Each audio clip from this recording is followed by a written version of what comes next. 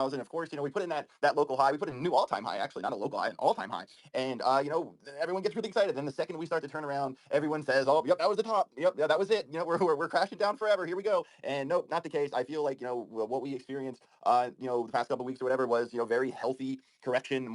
Charts just can't go up one way forever. They need to breathe. It's just another step on the staircase. And I feel like as we kind of go into the halving, will there be corrections? Will there be blood that hits the streets? Yes, but I do feel like overall, right now I still have very much a bullish sentiment towards crypto, Bitcoin, top 100 crypto, meme coin crypto, and all the sectors collectively. It is a good time to be in the space without a shadow of a doubt. So thank you all for being here so much. Thank you all so much for being here. Make sure you smash the like button and retweet the space early while we are just getting it off the ground. I do want to do a brief market overview here. I want to say that Bitcoin right above 70,000 at 70,100. We got Ethereum over 3,500 again. BNB just under 600 at 578. Solana at 188. I might be thinking about taking along the Solana back to 200. What I want people to understand is that we put in our local highs a couple of weeks back, right? And now we've come down. Well, with ICP being like the exception, not the rule, that has put in a higher high. For all the other projects, like the local high that we put in, like not talking about Bitcoin, but the altcoins, the local high we put in a couple of weeks ago, that level now becomes a target.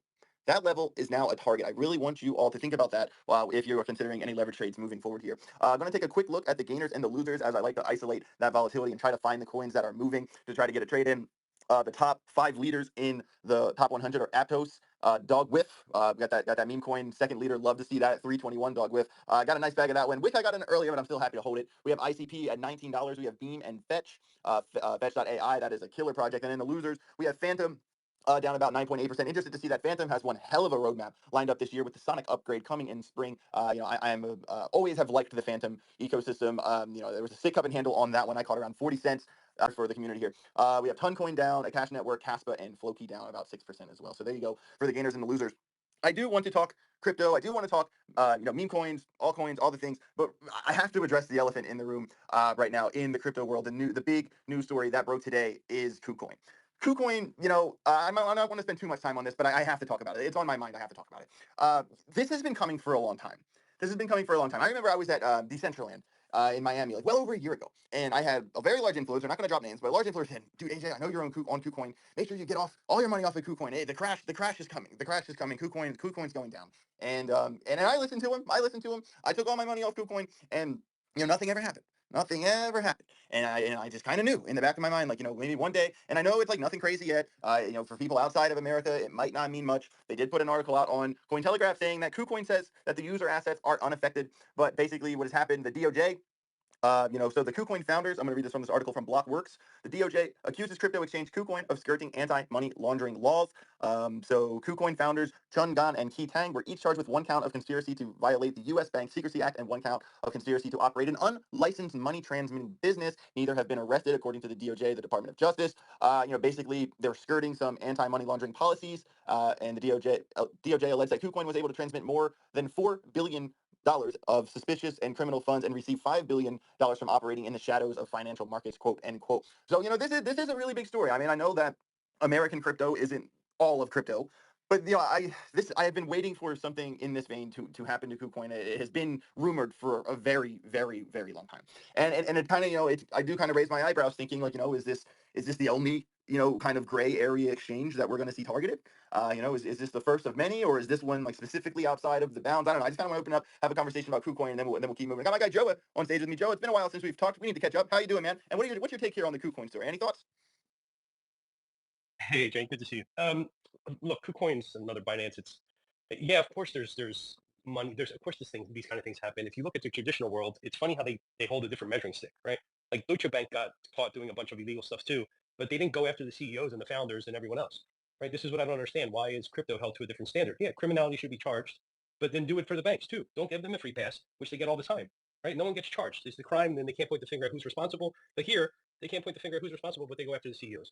I don't get why we're held at by a different measuring stick. I really don't. But it's good to get criminality out of the system, to be honest. Will the same thing happen as Binance? I mean, Binance was huge news, and the market went up afterwards. So, I think the more we clean criminals out of the system, the better. Not saying that they are, just saying there could be. Just this typically happens with large financial institutions. Yeah, I mean, I completely agree with you. It is I don't know. You're right. We are certainly held to another standard. Kind of the people at the top, like what we've seen with CZ, what we've seen with FTX. That kind of has been the standard, and it's not that way in traditional banking. That's certainly frustrating. And I agree. This is the sort of thing that we all want adoption, right? That's what we all talk about: adoption this, adoption that. Well, we can't have adoption if there's this many like quote bad actors. Not saying they are, not saying they aren't, but I'm saying that there is going to be a time in crypto where the the things that the government can't control will get weeded out over time. And I feel like a lot of us aren't going to like what that looks like. Looks like we're going to hum and haw, but at the same time, I feel like it is the right thing to do, especially, I don't really know exactly the true story here. I'm sure there's a lot more behind the curtain at KuCoin, but it is a bummer. It is a bummer. I know a lot of people use that exchange. It's kind of like a larger conversation because, that KuCoin kind of had like a sort of not really KYC program. I mean, used to be able to log in to KuCoin in America without a VPN. Now you'll get shut down, without a VPN. And I know there's a lot of other exchanges, not going to say any names, that we can use, but you have to have that VPN on. And I'm just wondering, like, how long that's going to last. We have Marshall Hayner put his hand up. Marshall, how you doing today, man? What are your thoughts? Pretty good. Hey, AJ, how's it going? Hey, everyone. Yeah, seeing this news today wasn't a huge surprise for me because we saw the news with Binance. I actually made a prediction in late 2022 that we would start to see some of this stuff. But if crypto is money, then eventually it's going to get regulated like regular like money, right? And so in the world of banking, the world of finance, you have to have anti-money laundering, you have to have anti-terrorism, you have to have these programs, you have to essentially have an anti-money laundering program in the US. In most other parts of the world, Nigeria, Europe, pretty much anywhere you go in the world, there's laws around anti-money laundering. And so if KuCoin knowingly evaded that, they didn't register, they didn't do all these things, of course that's going to happen. The tricky part is how do you reconcile, for example, non-custodial wallets in the whole crypto world with all of the existing AML regulation? And I think over the next couple of years, we're going to see some pretty interesting stuff. I think that, we are going to see non-custodial wallets add KYC and KYB, which I think is kind of freaks out a lot of people in the crypto space because they're used to having some pseudo anonymity. But I think that, as we progress, we're going to see more and more enforcement actions, but we're also going to see a lot more reg tech, where KYCing on your non-custodial wallet doesn't have to be something that exposes your privacy. It could, in fact, be a really good fiat on-ramp and off-ramp to get your cash in, get your cash out. You think about business, you think about running a small business and accepting payments and, the 3% you leave on the table with, traditional credit cards, all the trouble you have with chargebacks. Crypto solves a lot of problems, but we're going to have to get through that compliant portion. We're going to have to embrace that. And we're going to see more KuCoin type actions. You mentioned exchanges. So you said you won't name them. Well, they're all going to have the same problem. I guarantee it. So, I think people need to recognize that this is kind of a change of hands, and you're going to see large entities, banks coming in. You're going to see large public companies coming into the crypto space, and it's going to really change. Just because you have to KYC, it doesn't necessarily mean a bad thing. But, for us builders in the industry, we should work to continue to preserve people's privacy, right? So I say it's good. Ultimately, I think KuCoin knew the trouble they were getting into. They kept serving U.S. customers, as you can read in the complaints. And it's kind of the same thing as Binance, and we'll see a lot more of this. The big shocker, I think, for a lot of people will be that in the future, you'll have to KYC your non-custodial wallet. And I think a lot of people are upset about that. But when it starts to come with really awesome features, and you think about, you couldn't open a bank account without giving them your information, your social security number, et cetera, because that's the law. In the future, crypto should have all of that and beyond. And I think that's coming. Yeah, man. I hear you, and I'm with you. But anytime I hear a take, right, I always think of I kind of think less of what I think, and I kind of think of what people would think. And I feel like that there's would be two basic general schools of reacting to what you said. So school one agrees with you. KYC isn't the end of the world. I mean, if you did anything other kind of financial transmissions, I mean that's kind of basic baseline stuff. But then there's school of thinking two, where crypto is supposed to be the reaction to to the banking world. It's kind of like the cypherpunk movement. Like the anonymity is a big deal. We want to stay decentralized. This isn't true decentralization. And and there is this kind of line that has to be drawn. And it's funny because in regards, Marshall, in regards to the exchanges, the other exchanges that we're not going to name that could get targeted. I mean, to be fair, if say they're lax on you don't need to KYC on the exchange, but they explicitly say that, hey, we're not going to serve US customers, but you could use it if you used a VPN. Like Marshall, can the DOJ still go after that exchange if they're saying, hey, absolutely.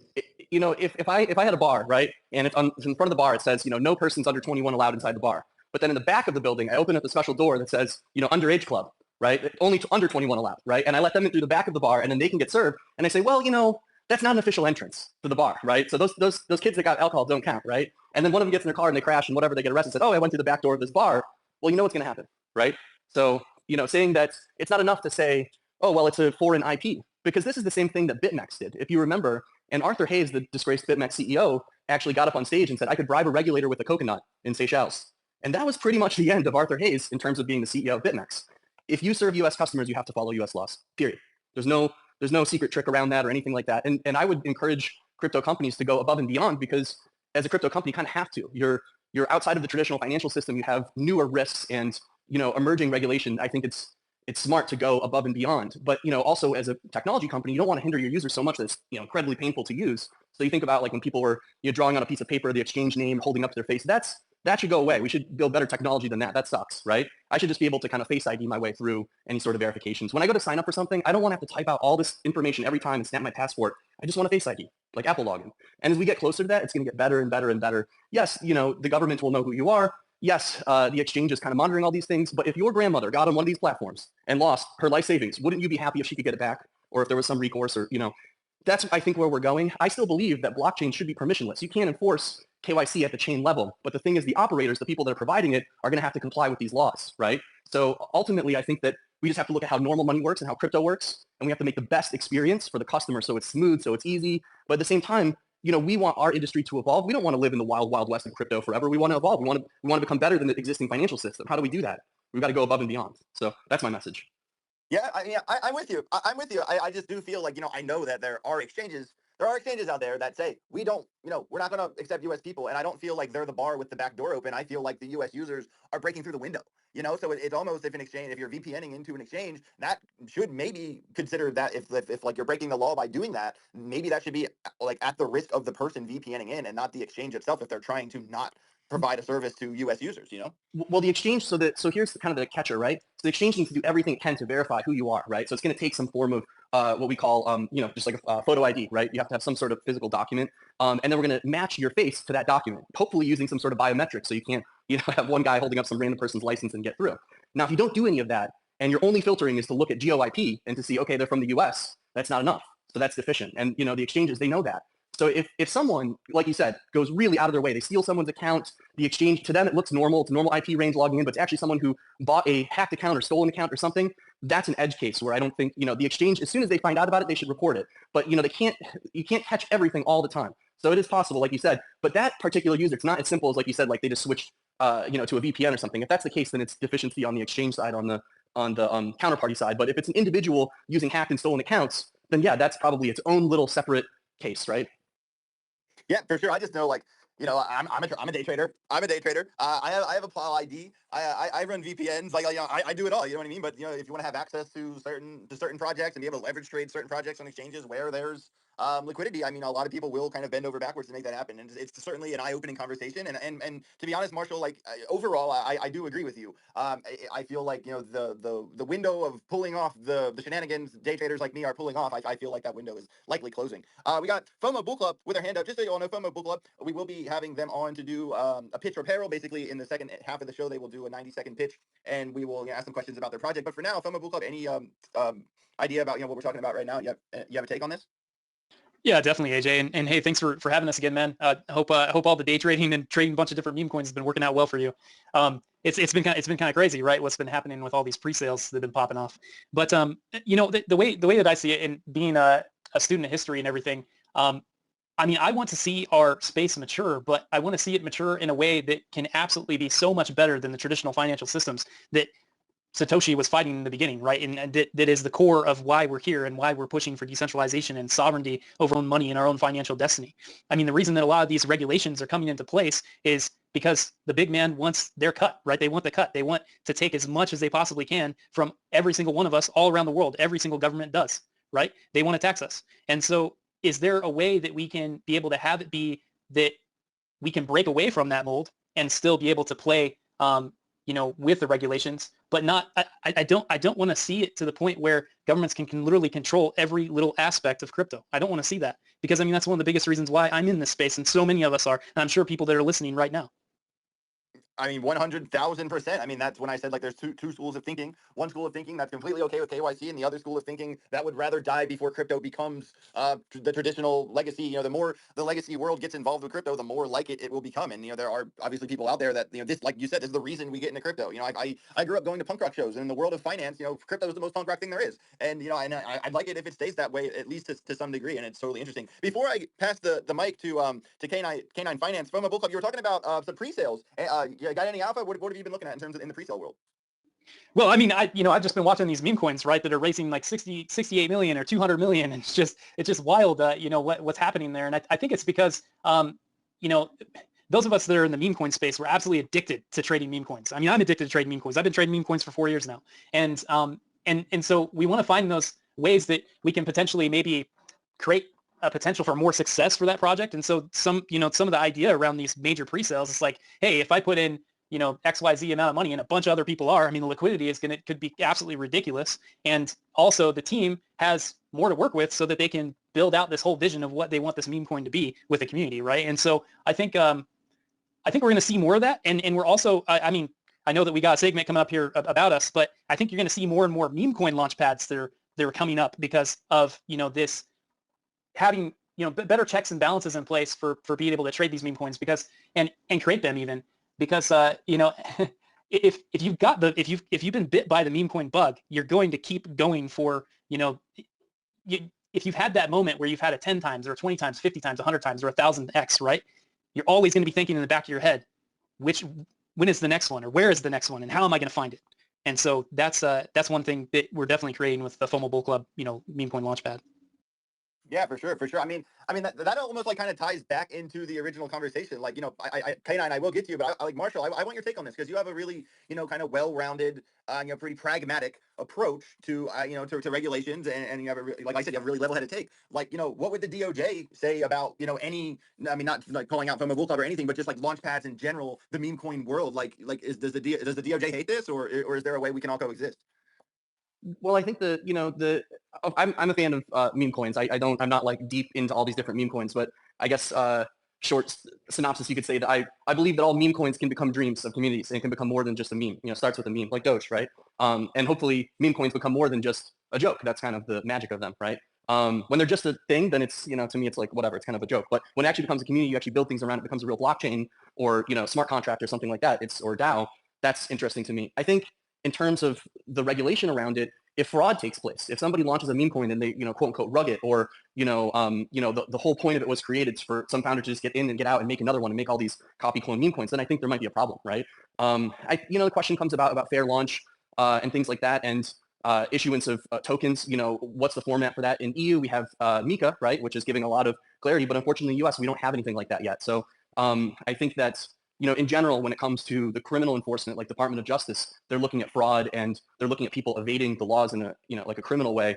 I think there's a lot of big meme coins out there that, they don't have that problem, right? They've been going for a long time. And, you don't have that issue, but you do have, in the world of meme coins, you do have a lot of scams. I think Fomobull was saying it took a while to get a platform that could kind of, police these meme coins because there are a lot of scams, right? And so for those scams, I think that's where that comes in, right? But yeah, ultimately regulation needs to evolve, and how is a new cryptocurrency created, right? And I think when it comes to meme coins, there's so many of them and they're so quickly created. I think it's overwhelming, for regulators to look at. But there should be a fair way to do it, and as long as there aren't issues of fraud or theft or anything like that, then I don't think that they are probably looking at it like that. But every now and then there are, right? And you look at like the case of Luna, and it was propped up on this thing called Anchor Protocol, and it was deceptive, right? So they went after that. But if you have Dogecoin or Shiba Inu, or you have some sort of meme community that's become more than that, it's a real community, then no, that's a real decentralized cryptocurrency, right?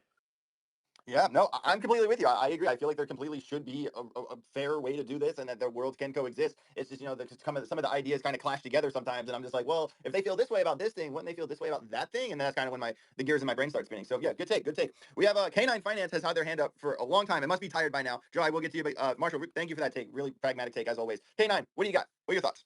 Hey, thanks for having me. Just to introduce myself, I'm one of the co-founders of K9. I heard some discussion regarding SHIB, some discussion regarding exchanges, and think that we're probably a really good project to be kind of speaking on that behalf. So like we are an official SHIB project, and I'm the only SHIB development advocate. And I think existentially, if you look at why people use exchanges in the first place, SHIB is actually a very good example of this. So there's 1.8 million holders that are on chain for SHIB, and best estimates is that there's probably 5 to 8x other holders that are living on exchanges. And why are they using those exchanges? It's really because people who are new to crypto and meme coins and SHIB in general can be a conduit for people to get in for the first time.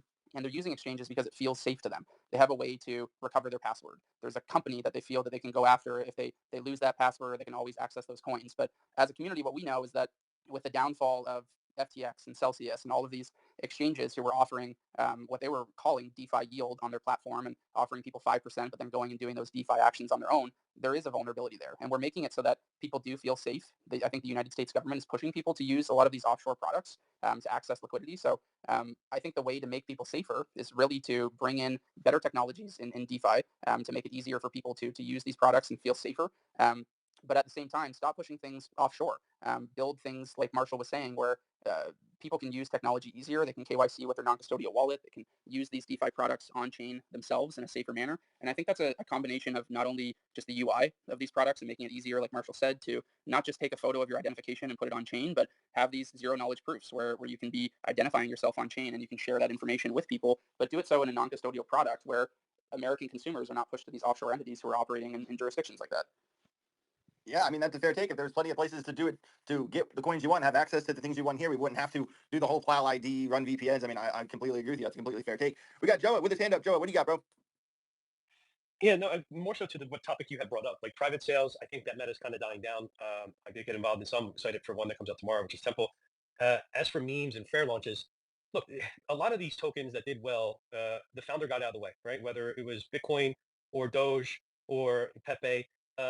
And now with the fair launches, it's kind of like it's prefabricated to behave that way, right? Where, they're rescinding the contract or the founder doesn't have much of a percentage or whatever it may be. It's almost like, okay, this is what we know works. Let's replicate that and make that happen. The issue is like the community really rallied behind something because they really believed in it from the beginning. And then when the founder gets out of the way, that community winds up growing. Here, I feel like what's happening is there's chains that are using it for marketing purposes and chains and VCs that are using what I call mascot tokens for their chains. And then you have memes that at the moment are kind of like a casino where you're running from one token, dumping it when you can, move on to the next one. And either you're part of that crew or you're not, that knows which one's the next one that everyone's jumping into. I don't know how long they're going to last. It kind of feels like, I don't know if you remember, but some websites had this thing where you could bet whether the price was going to go up or down. It would be like super leveraged, but it would only last like a minute. It's kind of what it feels like at the moment for a lot of the meme projects. I do believe in meme tokens that actually have a history. People got behind because founder got out of the way and the community decided to rally together. Things like Pepe and the Pepeverse, things like Doge, Shib, like those are real meme projects. The other ones, I don't know what they are yet. I think it's too new for us to really know what they are, to be honest. Yeah, I mean, that's, I feel like you really summed it up there. And that's kind of like, I always kind of talk about, like on my show personally, not to talk about myself too much, but I always kind of talk about like the styles of people's trading. Like when someone says they're in crypto or they trade crypto, I'm like, what do you mean? Like, are you leverage trading? Are you yield farming? Are you a breakout trader? Or like, like what style are we talking here? And, like meme coins, whatever. And I know a lot of people, a lot of my friends, a lot of my fellow degens, they spend a lot of time, kind of searching, Reddit and Twitter and all these places to find like that next coin that's about to 1000x, like a bird eye and stuff like that. And to be honest with you, like I have personally never been the kind of person to just be like, oh, like this project that's launching tomorrow, I'm just going to throw 10 grand at it and hope for the best. Like that's never really been my style. I've always kind of been a person like once there's a project that's established and is gaining a community, like I'll jump in from when it's in the top 300 until it gets in the top 100. Like, and if there's, a lot of liquidity on leverage platforms for projects like with projects like Shiba, projects like Dogecoins, I'm a like more traditional type trader. So I would rather find the projects that have a lot of attention, have a lot of liquidity, and then trade from there. But am I going to catch that, day 1 to day 5 pump? No, I'm not. And then that's not my style of trading, but that is some other people's style of trading, and that's why we all learn from each other. And it is really interesting to see like how it varies in between. We got Plazma with his hand up. Plasma, what do you got? Can I ask you Yeah, go ahead. Before Plasma starts? Yeah, I'm wondering. I don't know how big you are into NFTs, but I'm wondering how much of this is basically people realizing you don't need the NFTs to get into Discord and belong to it, and prove you belong to a community and get alpha and get whitelist for other things. Kind of like what typically happens in NFTs. I'm wondering how much of this is like I don't need NFTs to do that. I can do that with a token, right? And I'm wondering what that means for NFTs. And this is actually a question. I don't have a thesis, but very curious about it. Sorry, Plasma, I jumped in ahead of you. No, I mean that's a really good point. And I like NFTs. I hold NFTs. Most of the time when I get an NFT, like Sappy Seals, for instance, I have Sappy Seals because I like being in that community. Every time I've ever have got an NFT personally, it has been for access to a community. Have I flipped NFTs here and there? Yes, but I also feel this. I feel like the worst thing that ever happened to your games, whether crypto or NFTs, was being a community member. That is the worst thing that ever happened to your games ever. And I always say that because what people do, whether it's crypto or NFTs, they fall in love with their coins. They fall in love with the project. They like identifying like with whatever the the Solana soldiers or the Link Marines or whatever community it is. And I hope that kind of covers some base of your question there, Joe, because I am of kind of you can get the alpha you want without spending $50,000 to get access to one Discord. There are a lot of viable options to educate and to get alpha that don't involve dropping a bunch of money on a blue ticket. You know what I'm saying? All right, then answer your question. Yeah, I made a lot. I have Bitcoin bandits. I made more just being part of that community than probably any other one. So it's like there is a benefit to holding it. Like there is, access to things you wouldn't have if you weren't part of that. I'm just wondering how much of that is going to shift to tokens, really. Yeah, it's a double-edged sword. It's a double-edged sword because there obviously are scenarios where it's completely profitable to remain a community member, and then I feel like there is a point in time with every project or NFT or crypto where you have to say like, you know what, I set a goal before I got in this project, I've achieved that goal, and I'm gonna take my money and go home. I mean, as a trader, I mean that's what you do. Anytime even if I buy $500 of Avalanche on Coinbase, before I buy that Avalanche, I write down, okay, it's March 26th. I'm buying $500 of Avalanche. It's currently at this price, and once it gets to that price, I'm taking my money and walking home. And I feel like just really pen and papering your goals and sticking to them, regardless of what type of investment it is, has been the best. And what happened to me in bull runs in the past is I would just throw a couple thousand at this project and a couple thousand at that project, and I was just kind of throwing money at letters, and I never really thought about what my goals are. And people that have small portfolios or large portfolios, doesn't matter. But if you have a bunch of crypto, whether NFTs or crypto, and you have not written down, okay, this is the point, this is how much money I want to make, this is my number. If you don't have that number, you really need to reconsider it, because if you don't have that goal set, that's generally the people that ride it to the bottom because they don't know what they want. And I think just being super upfront and honest with yourself about that is the best way. No one ever went broke taking profits. So my guy Plazma with his hand up. Sorry we cut you off there, man. What do you got? Oh, good. I enjoy listening. Here's my take on regulations. We can't have people launching tokens. Let me first say I'm usually heavily against regulations, but we cannot have people launching tokens and secretly sniping big percent of the supply, then dumping on people while pumping the token. This is fraud, right? And there needs to be some regulation. At the same time, we can't limit experimentation and new ways of launching tokens, basically. So the regulations can't just create like a set templates on how tokens can be launched. There needs to be some room for experimentation. Maybe there will be two types of token launches. One where people get doxed and registered with a regulatory body, and another where it's the Wild West and people know what they're getting into. Yeah, that's my take, basically. And, I usually focus on tokens where the devs have like no influence anymore, and that's one way to go. Yeah, that's it, basically. That's my take. No, I think that's a completely fair and pragmatic take. 100%. 100%. Thanks for your contribution. All right, so we are approaching about that time of the show here. Fomobull with their hand up. I think we have time to pivot to the pitch and peril segment of the show. What we're going to do, I'm going to set the timer for 90 seconds here. Fomobull Club will have 90 seconds to give a pitch overview of their project, and then we'll ask them questions about it. And if you're a speaker on stage, please, I would really appreciate it if we stayed on topic with Fomobull Club after they do their pitch. So Fomobull Club, the floor is yours. 90 seconds. Go. Let's go. So Fomobull Club, we're a multi-chain decentralized launchpad and liquidity hub for meme coins. Our members get to propose and vote on either the launch of new coins or the relaunch of existing meme coins with communities that want to revive themselves. One of the unique value propositions of our launchpad is that our launches are fully automated, they're decentralized, they're community driven, and then we also immediately create liquidity farming and LP staking from those particular meme coin launches. We are currently going to be going live on the Polygon mainnet first, and then Solana will come next. We're going to be expanding to many different chains. We've been talking with tons of L1s and L2s about being a lightning rod for innovation, experimentation, and bringing meme coins to their chains. We have a community sale that is coming tomorrow, and that's with our exclusive partner, Engine Starter. So our community sale will be kicking off, and those that have member NFTs, they get 24-hour access to the sale before anyone else. Now, one of the most amazing things about our projects, we've been just growing exponentially. We have 275,000 people on Twitter, 40,000 Telegram, 60,000 Discord, and we're already getting ready to list on major exchanges with our TGE that will be on April 14th. And that is Bitmart, Mexi, LBank, BitGet, and we're also in talks right now with Bybit. Awesome. Sounds like you already have done a very, very good job. Good job getting the ball rolling there, especially with the accessibility on major exchanges. So as a meme, so say I'm a meme project, right? The AJ meme, and I want to use your launchpad. Like, what do I do, and why would I go with Fomobull Club?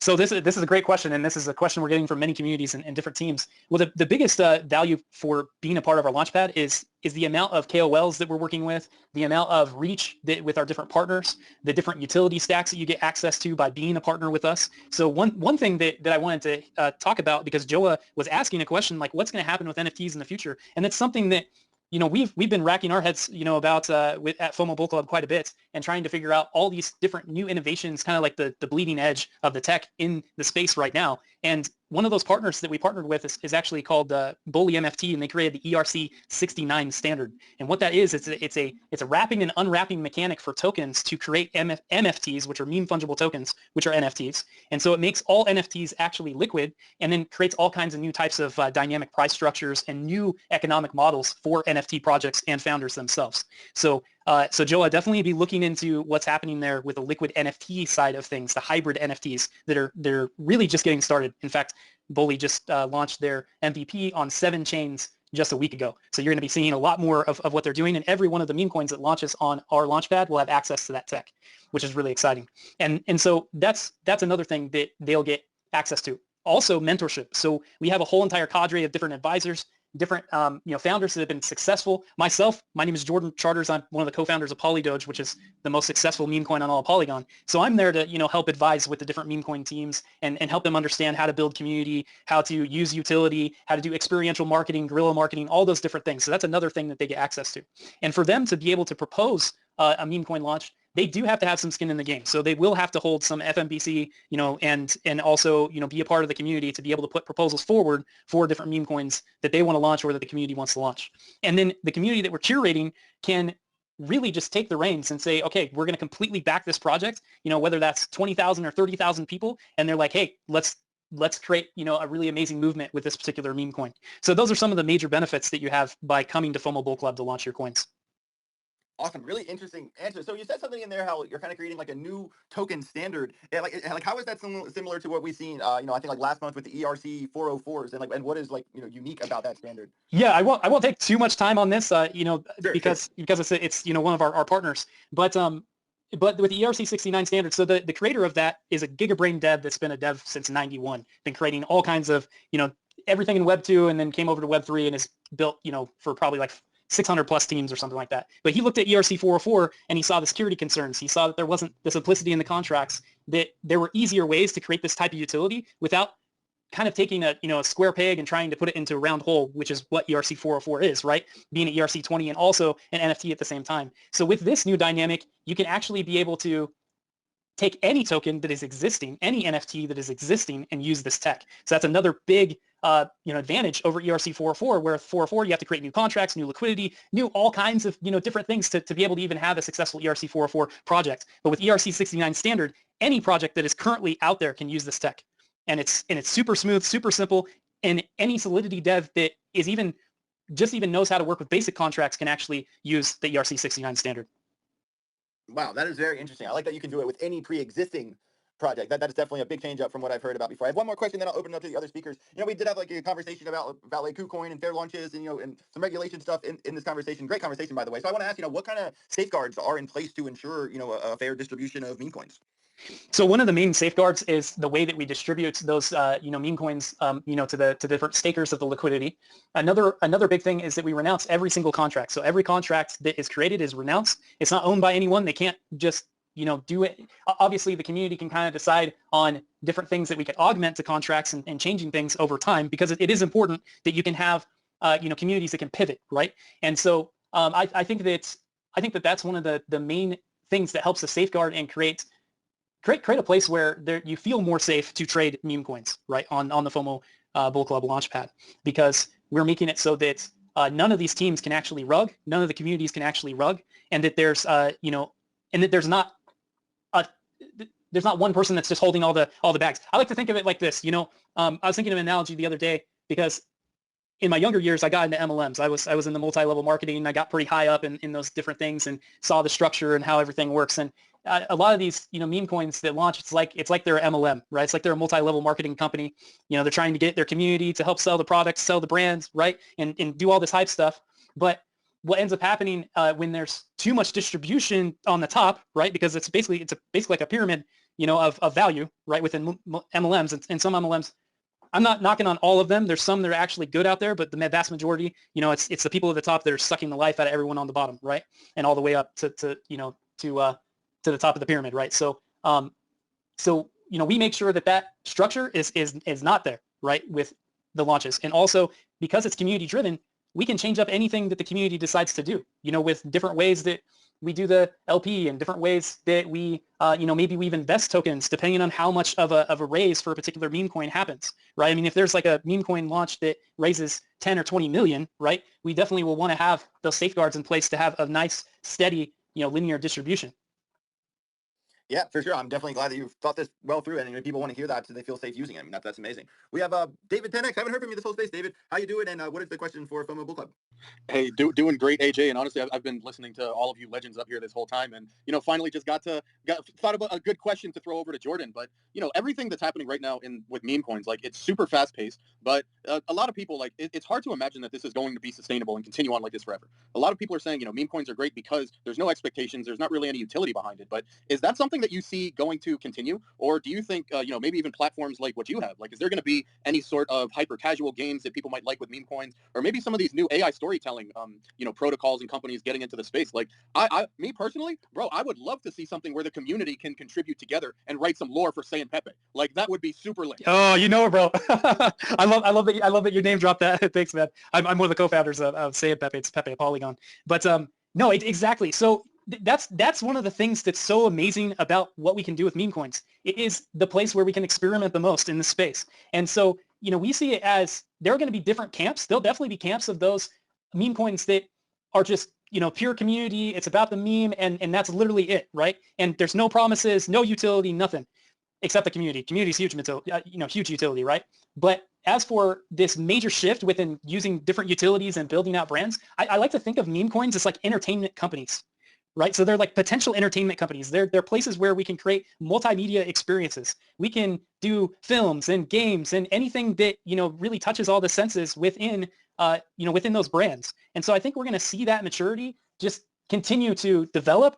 And that's something that we wanted to absolutely make sure we had with FOMO Bull Club in the beginning, is that we have a whole entire list of utilities that we can tap into, gamification and NFT-fi and all these other, amazing things that brilliant minds have been coming up with in the blockchain space, so that we can, really empower those communities and those meme coins. Now they can decide what they want to do. If they don't want to have those utilities and they just want to be, that this is just specifically about, a bunny coin and, all the lore that happens around that, which honestly, if you go back, like storytelling is such a key and critical, important part of building a brand and building a community experience. And so I think we're going to see a lot more of that, and especially using AI tools to make that happen. Awesome. Joah or Marshall, you have any questions for FOMO Bull Club? Yeah, what do you think about this whole pre-sale meta, and are you guys doing anything there, and how much longer you think it'll last? So, I think that you're going to see it. I don't think it's going away, honestly. I don't think it's going away. It'll be another sector of meme coins. It'll be another sector of, okay, these are meme coins that raised XYZ amount of money. And then also the other thing with FOMO Bull Club is, yes, we are raising liquidity for launches, right? We are raising for these different launches. And there'll be different dynamics in place according to what type of launch we want to do with a particular meme coin. It's really, a lot of it's up to the community to decide, and the teams that are working with us on the platform. Awesome. Well, everybody, I do want to say that, there's over 3,600 people in the space. Thank you all so much for being here. Definitely go give some love to FOMO Bull Club and everything they're doing. They got a lot of news, especially today, tomorrow, this next week is really big for them. So definitely go give them some support, and at the minimum, give them a follow on Twitter. I'm sure they'd really appreciate it. My final question before we close here today, FOMO Bull Club, is, where do you see yourself in 5 years? And, what's the goal and how do you get there? Well, the goal is to have FOMO Bull Club be a name that is recognized for transparency, for safety, for meme coin culture, and that is solidified within just about every blockchain that matters, every L1 and L2. And another thing that we definitely see us being as a hub for helping to amplify different projects, not just meme coin projects, like being able to have a huge multimedia base of utility and GameFi and social platforms and social capital and reach that we can really support anybody that we believe in. And then also being a voice for education and protecting investors and retail and teaching them about how to navigate this space, and also being a voice for decentralization as the different regulations are definitely coming to bear down on us. Now trying to be able to do that in a way where we can still keep to the decentralized roots, but also work with these major entities, right? And who knows, maybe there'll be a whole another way of looking at how economies work and how, how societies work, how communities work from the different things that we do together over the next 5 years. That's what my dream is, personally, is to see, a whole new type of renaissance within the way that we do things, because there's a saying that says the greatest evil comes from following the traditions of the fathers, right? And so, I mean, obviously there's good traditions and then there's bad traditions, and I'm sure everyone that's listening here can think to themselves throughout their life when they thought that something was so true and so right and so, like this is the way it is. And then later having that reality shattered and paradigm shifting. So we would love to see this massive paradigm shift and be a part of all of it happening. Awesome. Well, Fomobull Club, thank you so much for coming on today's show. Got a lot out of it. You earned my follow. I'll definitely be, paying attention over the next week, next month, see how it goes. I really wish you the best. I mean, I'll definitely check it out. It feels like, we need platforms like this, especially just as we've certainly seen a meme season here in the past, even before a couple months. Meme season has never really stopped, to be honest. There's been, meme traders posting positions every day for the past couple of years, and it's amazing to see that. We need platforms like this to continue it in the most productive way possible. So really, I do appreciate you guys coming on the show today. Thank you so much to everybody in the audience. Make sure you go give them a follow. Check out, they got a lot of news going on this week. I'd really like to thank them and all the speakers as well. David, Marshall, Joah, Plazma, K9, you guys are all amazing. To everybody in the audience, make sure you give the speakers a follow as well. This has been a really, really great show. I got a lot out of it personally myself. But that is it for today's show. My name is AJ Wrights Crypto. Hope to catch you all tomorrow or the next day. Get rich or get wrecked. Have a safe rest of your day. Later.